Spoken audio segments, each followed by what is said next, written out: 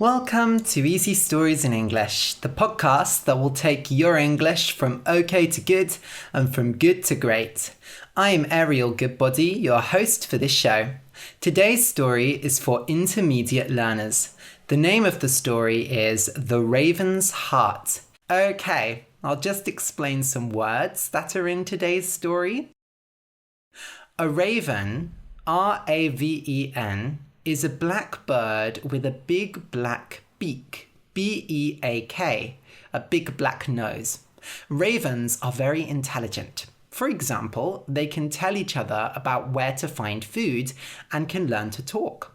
Ravens are very important in myths and legends from Northern Europe. People often think ravens are linked to death. Ravens open their beaks and make a loud sound, which we call a caw, C-A-W. The caw of a raven is usually a sign of death or danger in a film, for example. A huntress, H-U-N-T-R-E-S-S, is a female hunter, a person who hunts, someone who chases and kills animals. In the past, huntresses rode on horses and used bows and arrows to kill animals. A cloak, C-L-O-A-K, is a long piece of clothing. It is basically a coat that covers the whole body and has a hood, a bit which goes over the head. Cloaks are not very popular nowadays, but they were very popular in the past for travelling and keeping warm. You mainly see them in fantasy stories now. A bolt of lightning, B-O-L-T-O-F-L-I-G-H-T-N-I-N-G, is a long, thin piece of lightning that flies from the sky when lightning strikes. It is usually accompanied by thunder. A bolt is a kind of arrow, and generally we can talk about a bolt of fear, a bolt of excitement, and so on. A witch, W-I-T-C-H, is an evil woman who does magic. Witches go They have black cats as pets, they have big black hats, and they fly on broomsticks. In Harry Potter, Hermione is a very successful witch. The musical Wicked, which is one of my favourite musicals, is about witches. When someone is true to their word, they do what they said they would do. For example, if your boss promises to give you a promotion after Christmas, and he does, then he was true to his word. True to my word, I try to provide easy stories in English every week. When you put a plan into practice, you have made a plan and now you are acting on it. For example, you might plan how to rob a bank. Your friend will run in with a gun and you'll shout, "Everybody on the floor!" and then take all the money. If you actually do those things, you are putting your plan into practice. Though, personally, I don't recommend this plan. Vomit, V-O-M-I-T, means to throw up, to push food out of your stomach and mouth onto the ground. When you are very sick with the flu, you might vomit a lot. Or if you drink too much alcohol, you will vomit. Splatter, S-P-L-A-T-T-E-R, means to splash a thick liquid all over something. When something splatters, the liquid usually breaks into lots of little parts and dries onto the thing it's splattered onto. For example, if you drive your car through mud, the mud will splatter all over the car in lots of little bits. Blood is something that can also spatter. For example, if someone is stabbed with a knife. When you hold someone hostage, H-O-S-T-A-G-E, you take them into your control so that you can make someone else do something for you. For example, bank robbers often hold hostages to make the bank workers and police do what they say. They hold guns to people's heads and say that if the bank workers do not give them money, they will kill the hostages. We also use this when talking about love. For example, if someone holds your heart hostage, it means they have full control over your feelings. Okay, so listen and enjoy. The Raven's Heart. Once upon a time, there was a brave huntress called Zelda. She lived alone in the woods, and no men bothered her because she was stronger than all of them. She had short hair because long hair would get in her eyes, and she wore boots as heavy as mountains. One day, Zelda was walking through the woods. In the distance, she saw an old woman walking along.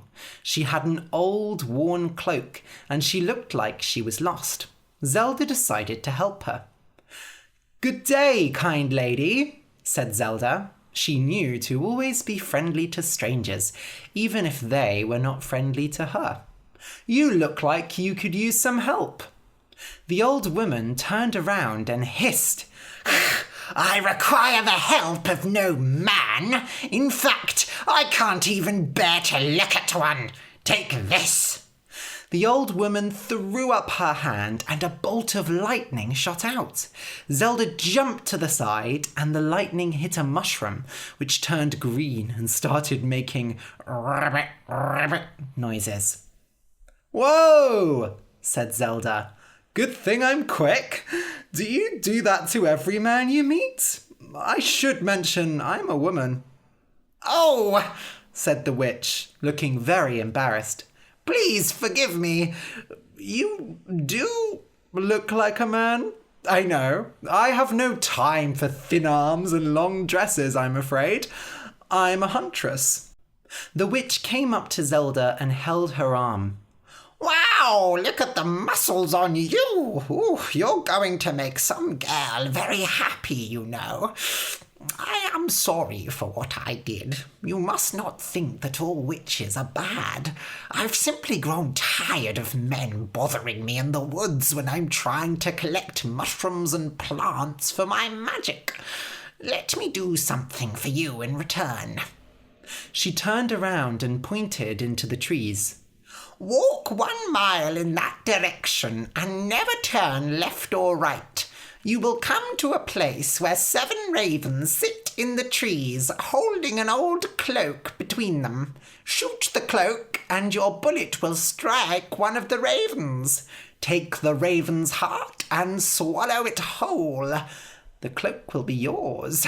And it is no ordinary cloak. It is a wishing cloak, and you will only need to put it on and think of a place to travel there instantly." "How convenient." "But be careful. The cloak will only work 7 times, so make sure that you do not travel to some monster's home and cannot escape." "And who put this cloak there? I can think of better ways to protect it than some ravens." "Ah, it's magic. Magic never makes sense. Oh, and one more thing. If you swallow the raven's heart and your own heart is evil, then you will pass every night with nightmares, and the cloak will bring you to hell and nowhere else." "And how do I know if I'm pure of heart?" The witch stroked her chin. Have you ever kicked a puppy?" "Of course not," said Zelda, shocked at the idea. "Who would do such a thing?" "There you go. You'll be fine. Now, I'd better go before it gets dark. I have a powerful love drink to make, you know. I'm going to make all the girls in town go wild over me." So Zelda wished her a good day and headed in the direction of the ravens.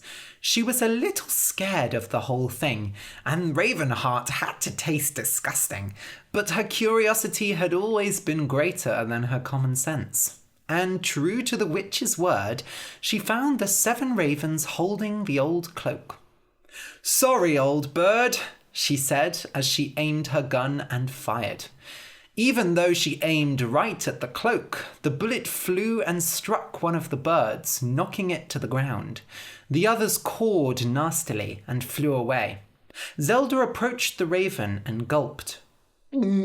She was aware that this whole thing could be a trick from the old woman, but if she wanted to do so, she could have simply used magic on her. So in the end, she did as the witch had said and took out the raven's heart, swallowing it whole. Then she put on the cloak and held her breath. But as much as she tried, she couldn't think of a single place she wanted to travel to, apart from home, and her home was close enough to reach on foot. I'm sure I'll think of somewhere soon enough. Over the next few days, Zelda continued her regular hunting as she tried to think of somewhere to go with the cloak, but she knew so little of the world outside her forest. If I am to travel somewhere interesting, I must discover it first, she said. So she headed out into the world. She travelled all around until finally she came to a castle. In the castle there lived an old witch with a daughter called Morgana. Unlike the witch who had told Zelda about the wishing cloak, this witch was cruel and nasty. "Morgana!" cried the witch. "I told you to call me Morg, mother," said the girl. She was miserable here in this old castle with no friends or brothers to keep her company. "Quiet, girl! Look out there in the distance." Morg put her head through the window and saw Zelda approaching. To Morg, she had never seen a more beautiful man. She wasn't sure if it was a man, a woman, or a magical creature, but whatever they were perfect. Morg's heart froze as she realised that her mother certainly had evil plans with this traveller. "That cloak is no ordinary cloak. It is a wishing cloak, a powerful item of magic. I do not know how such a common-looking man got one, but I must have it." "And how will you do that, mother?" said Morg quietly. "I won't," said the witch. "You will." She waved a hand at Morgana, and the girl transformed. Her hair grew long and thick and shone in the light. Her arms grew thin and weak. Her skin grew soft and bright. Her old clothes turned into a beautiful dress. The girl stared at her body as if she'd just been turned into a frog. "Mother, Hello? Is anyone there?" Zelda banged on the door and waited for an answer. She thought she had seen someone looking out the window, a girl with beautiful soft black eyes like good leather. "Oh, a visitor!" cried an old voice. "Do come inside." The door opened to reveal a short old lady, smiling widely, and a beautiful young girl. The old woman looked at Zelda's face with confusion before hiding it behind a smile. Likely, she was wondering whether Zelda was a man or not. The young girl, who looked more beautiful by the second, was staring shyly at the floor. "You don't have room for a tired traveller, do you?" said Zelda. "I can hunt for you." "Of course we do," said the old woman. "What is your name, dear?" "I am Zelda." The old woman looked disappointed at the female name. She had probably been hoping for a husband for her daughter. "Show Zelda to her room, Morgana, and make sure she is comfortable." Morgana nodded, looking briefly up at Zelda, before practically running away. Zelda caught up with her. "You don't have to be afraid of me, Morgana," said Zelda. "I'm secretly quite soft." Morgana smiled. "Please, call me Morg. And it's not that. It's just, this castle is dangerous. It's filled with old magic. I don't know if it's a safe place for you to stay."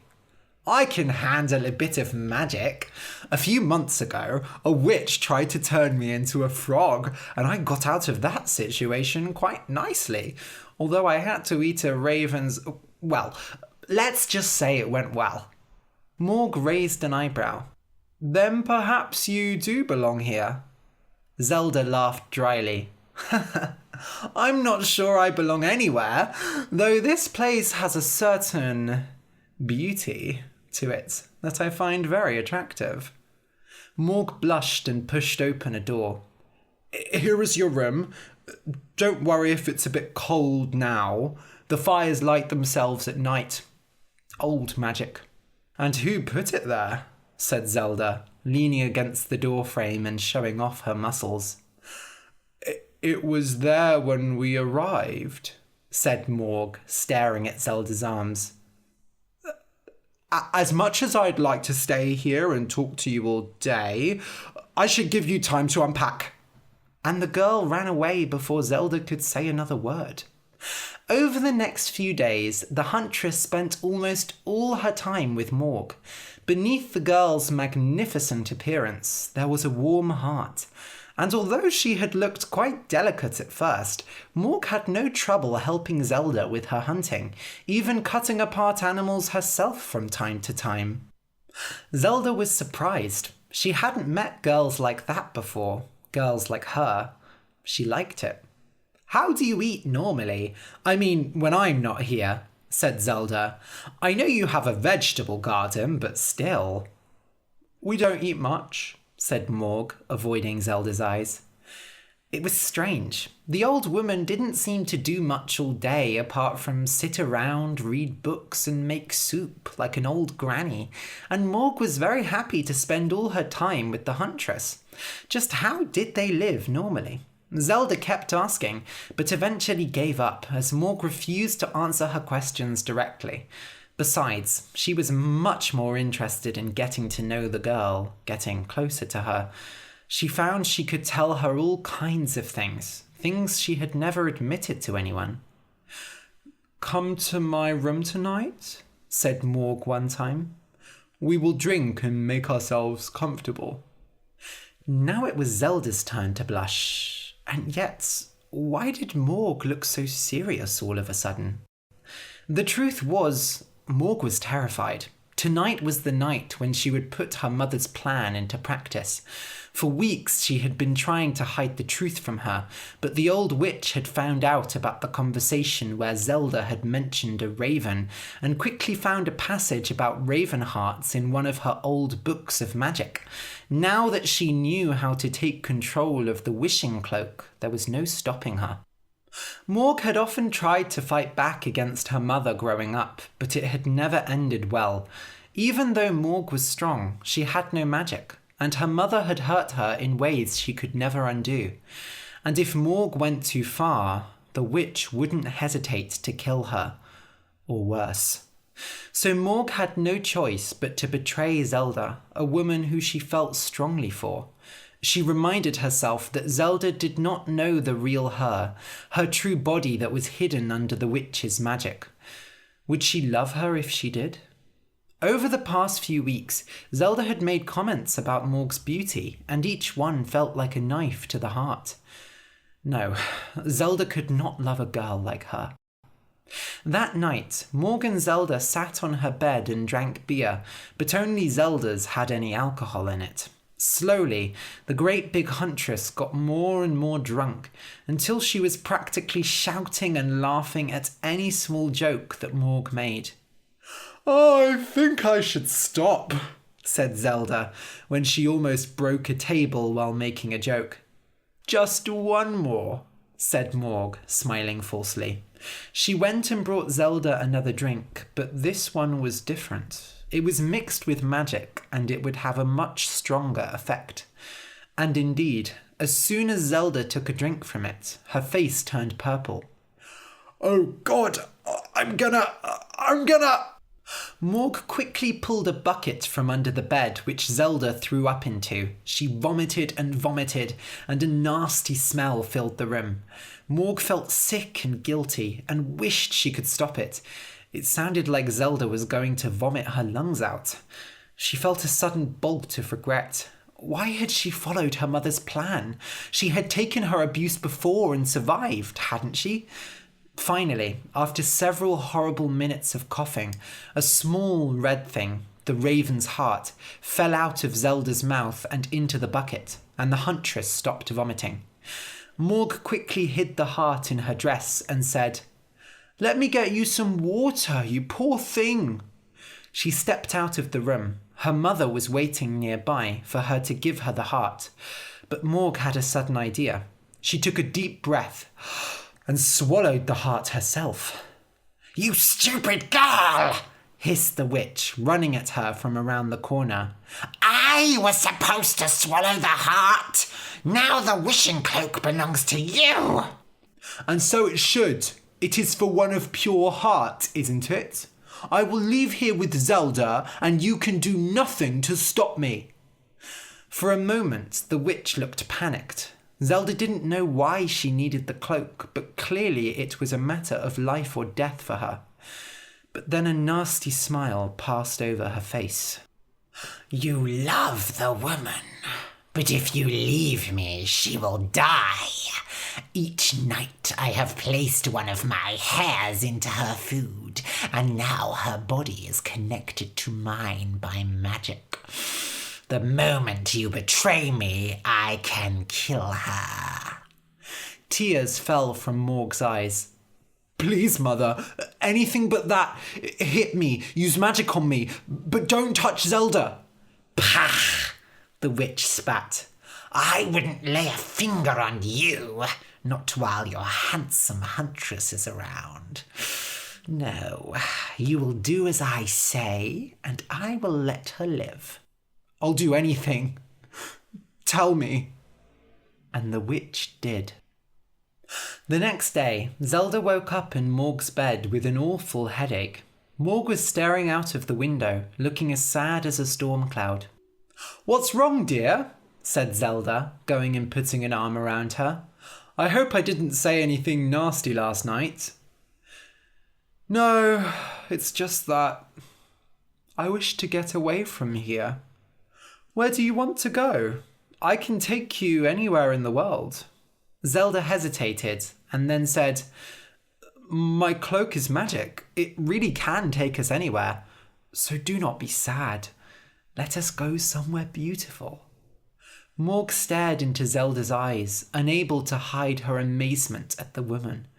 How could she give so much to her when Morg was hiding so much of herself? Or was the beauty from her mother's spell so powerful?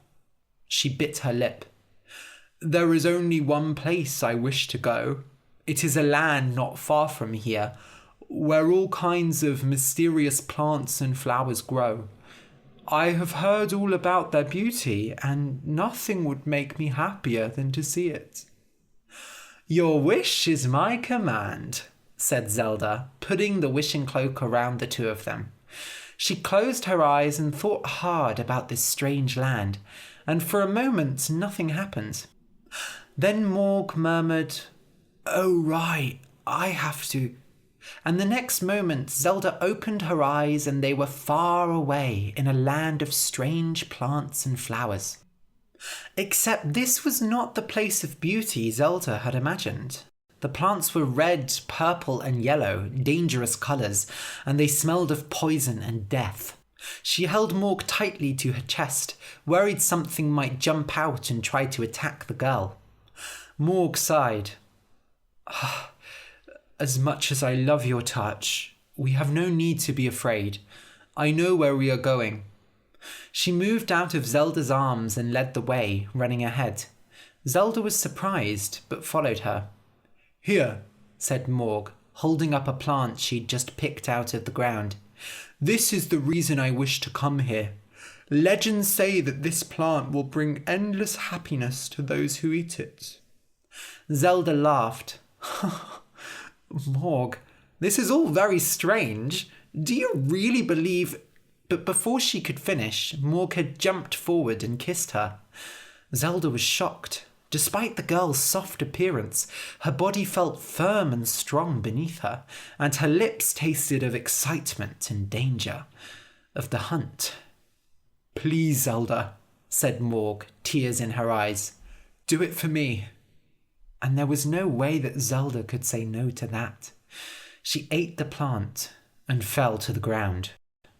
Morg watched as Zelda fell into her trap for the second time. It was too easy to trick the huntress into eating the sleeping plant, because she would do anything for Morg. She had realized that last night, but it was still hard to believe it, even as the great woman lay asleep like a baby on the ground before her. But there was one thing that Zelda could never do. Morg had felt her confusion as they had shared the kiss. The magic could change Morg's appearance, but it could not change the way her body felt. Zelda had felt her heavy arms, her sharp bones and rough skin, and she had moved away in surprise. No, Zelda could never love the true her. "Don't come back," she whispered. "You won't find who you're looking for." And Zelda wrapped the cloak around herself and transported back to the castle. When Zelda woke up, alone and surrounded by horrible plants, she didn't know what to think. Everything made it look like Morg had betrayed her, but she couldn't believe it. She didn't want to believe it. But it made sense. That last beer hadn't been any ordinary drink, and she had felt something big leave her stomach, something that had been sitting there for a long time. Morg must have swallowed the raven's heart, and now the wishing cloak belonged to her. What she had said about the plant had surely been a lie to trick her. So this whole time, it was just a game? All she wanted was the cloak. Zelda had never felt emptier before. But the huntress was not one to sit around feeling sad. If she did not get up and start moving, she might not make it out of here alive. So Zelda started walking. She had to avoid man-eating plants and spiders as big as her head, but she was brave and strong, and nothing could stop her. Still, Morg's betrayal ate at her, poisoning her mind with dark thoughts. She was ugly, nasty, an animal. Not the kind of hero that Morg needed to save her. She was probably only into men, and was able to pretend so well by imagining that Zelda was one. But Zelda didn't wish to love her like a man. Another thing ate at Zelda, hunger, and after hours and hours of walking with no end in sight, she stopped and decided she had to risk eating something. Before her, she found 2 heads of cabbage. One was green and the other was purple. "Well, this green cabbage is the closest thing to a normal-looking plant." She pulled off a leaf and ate it. It was quite delicious, so she took another, and then another. And then, before she knew it, she had changed. Her huge, strong body had shrunk. Inky feathers had grown out of her arms. Her nose had become long and hard and turned into a beak.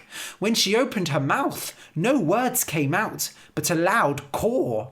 "Caw, caw!" She had turned into a raven.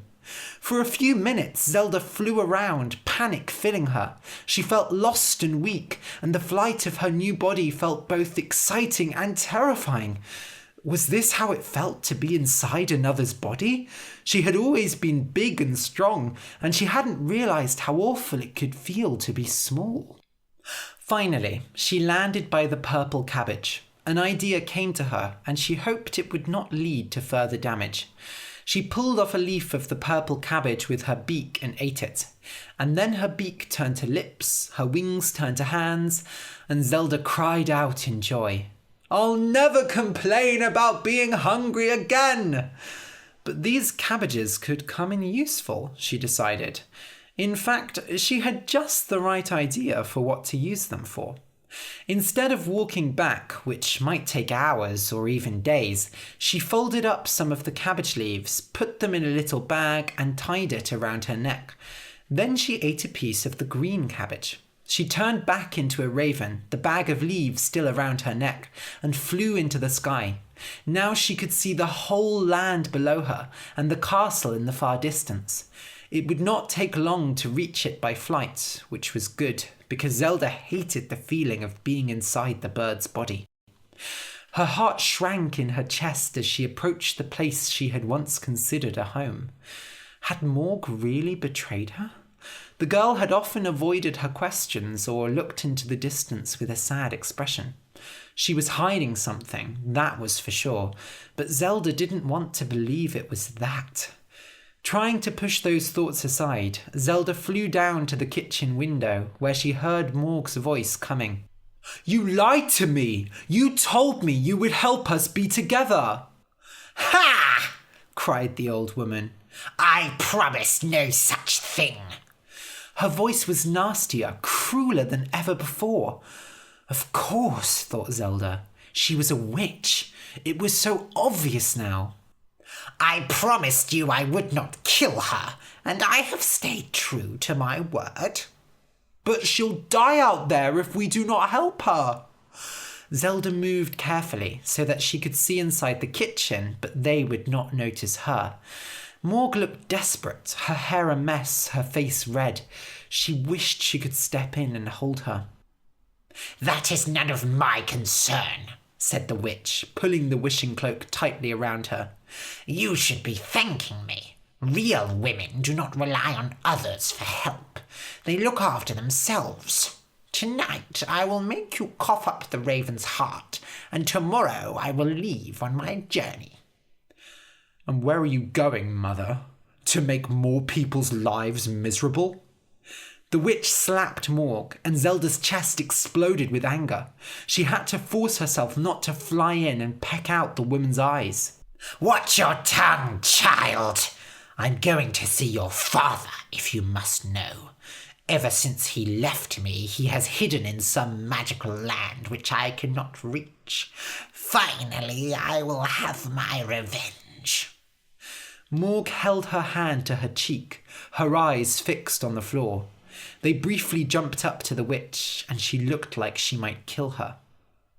What did he do to you? She asked quietly. To make it worth all this? He left me with a useless, magicless child. The witch's words hurt harder than any slap could. Zelda dug her claws into the wall of the castle. Now stop complaining. Once I leave, you will be free to do whatever you want. You can go and find your hero huntress if you wish. Morg looked shocked. You're going to let me go? I have no use for you any more, said the witch, waving a hand. Aren't you happy? Morg lowered her head. Will you remove the magic from me? Oh, yes, I can do it right. Don't, Morg said coolly. I'll stay as I am. Zelda didn't understand. What magic was she talking about? I see you finally learned your place. But the magic won't last forever, you know, and any other magic will get rid of it. Oh, why am I explaining the fine points to you? You are always too stupid to understand. Go and do whatever it is you do while I cook dinner. This shall be our last supper. Morg looked as if she wanted to shout at the witch, but just nodded and left the room. The witch pulled out a big pot and started making soup. Zelda waited until she wasn't looking and then dropped the raven cabbage into the pot. She flew outside and waited. When they sat down to eat, Zelda flew through the window and stole Morg's spoon out of her hand. Hey, said the girl, that big fat raven just stole my spoon. The witch just laughed and took a spoonful of her own soup. And then she wasn't laughing. She was cawing. Caw, caw, caw, caw. What's going on? Cried Morg, jumping to her feet. Zelda tried to pull the purple cabbage out of her bag, but the witch quickly realized what had happened. She flew in and stole the cabbage from Zelda's mouth, and a fierce battle began. Both ravens flew around the room, dropping feathers everywhere, fighting over the cabbage. Morg stood and watched, unsure what to do. The raven who had flown in looked familiar. It couldn't be, could it? Her heart sank as she wondered how angry Zelda would be at her. But before she could answer that question, the huntress stabbed the witch in the eye with her beak, freeing the purple cabbage from her grip. As Zelda ate it and transformed back into a human, the witch fell into Morg's bowl of soup. It splattered all over the girl, landing in her mouth, which was open with shock. And then there were 2 ravens and one very angry-looking Zelda. "Get out, you old witch!" she cried, "and never come back!" She pulled out her gun, and the witch raven flew through the window, cawing madly, dropping soup as she went. Morg sat on the table, shivering in confusion, staring up at the great huntress before her. This was it, wasn't it? Zelda had turned her into a raven and would kill her for what she'd done. But she wouldn't face her death in fear. She flew and bit Zelda on the ear. "Hey, what are you doing, Morg?" she cried. "I saved you. Don't worry, I have another piece of cabbage." Morg landed on the table and turned her head to the side suspiciously. Zelda carefully leant down and smiled. "I heard your conversation before.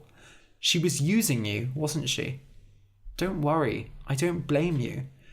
People will do all kinds of crazy things for magic. Here." She pulled out the second leaf of purple cabbage and dropped it on the table. "If you eat this, it will return you to your true form. I think it will even remove the witch's magic, whatever she did to you." But Morg didn't eat it. She just stared at it, looking sad. Zelda thought she just needed time, so she got to cleaning up the room. The witch had left the wishing cloak on the floor when she'd transformed, and Zelda hid it away in a chest locked deep below the castle. It wouldn't work for her anymore, of course, only Morg. Then she returned to the kitchen and found the raven was still there. "You know, you'll want to eat it before it gets cold." Morg just cawed and flew to Zelda's shoulder, making herself comfortable. Days and weeks passed. Zelda became the queen of the castle, with nobody else there to challenge her. She spent her days hunting and reading, as she had before. At first, she pushed the purple cabbage at Morg at every opportunity, but each time the girl rejected it, and finally Zelda gave up. Still, Morg sat on Zelda's shoulder wherever she went. They ate together, hunted together, and at night Morg sat on the pillow beside Zelda. For 7 months this continued, and Zelda told Morg the story of her life. How she was born to a single mother, abandoned by a drunken father. How she had fought every day with the boys in her village, coming home with bruises and a bloody nose. How no man had ever made her heart beat quickly. Not that it mattered. Who would want to be with an animal like her? "But I think animals are quite nice, really," said Zelda, stroking Morg's feathers. "I swallowed a raven's heart to come here, and now another raven is holding mine hostage." She sighed and placed the purple cabbage on the bedside table, as she did every night. Then she lay down beside Morg. "But you're not an animal, Morg. You're a beautiful, brave, strong girl, and I need you. I didn't think I needed anyone until I met you." She held her breath, hoping that this time would be the time Morg took the cabbage, turned back into a human. But the raven just responded with a caw. Sometimes Zelda wondered if the girl she'd known was gone. Perhaps Zelda had spent 7 months talking to a raven who couldn't understand human language. Or maybe Morg truly didn't love her, and Zelda had been a fool. The next morning, Zelda rolled over and opened her eyes, but the space next to her was empty. She sat up and saw an unknown woman staring out of the window. This woman was not like Morgana. Her hair was short, her shoulders were wide, and her arms were heavy. But then the woman turned around, and it was Morg. Zelda recognized the pointed bones of her cheeks, the firm way she held herself, and the soft, sweet black leather of her eyes.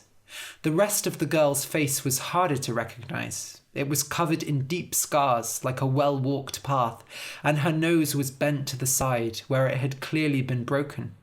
On her forehead, there was a great purple area. "Well, Zelda," she said, spreading her arms wide, "here I am. I hope you have not wasted 7 months waiting for your beautiful princess." Zelda ran forward and lifted her into her arms. Morg gasped.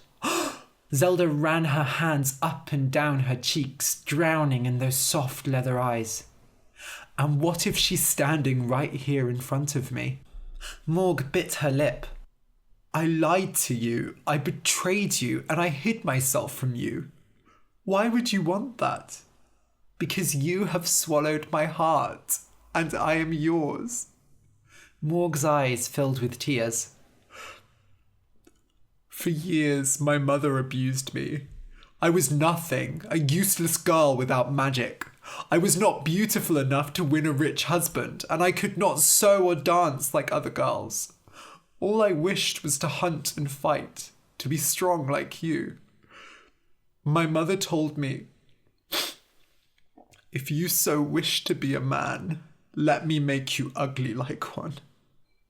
But you are strong, whispered Zelda, and your beauty shines through.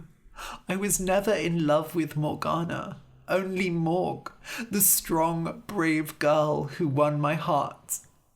Zelda kissed Morg, and the pain that the girl had been holding since the first day the huntress walked into the castle, melted from her body. The brave huntress lifted Morg, carrying her prize to bed, from which they did not leave for the rest of the day. The next morning, Morg woke her lover with a kiss and a whisper in her ear. We can go wherever we want. We have the wishing cloak. It still belongs to me. Zelda smiled and ran a hand through her hair. It was so much nicer short, like a field of wheat dancing against her fingertips. She brushed her hand down Morg's face, felt her scars, tough like familiar leather. Finally, she laid her hand to rest on Morg's strong shoulder. My love, we do not need magic anymore. We have more than enough between us. Let us get on a horse and ride away and find our own wishes. And so they did, and they lived happily ever after. The end.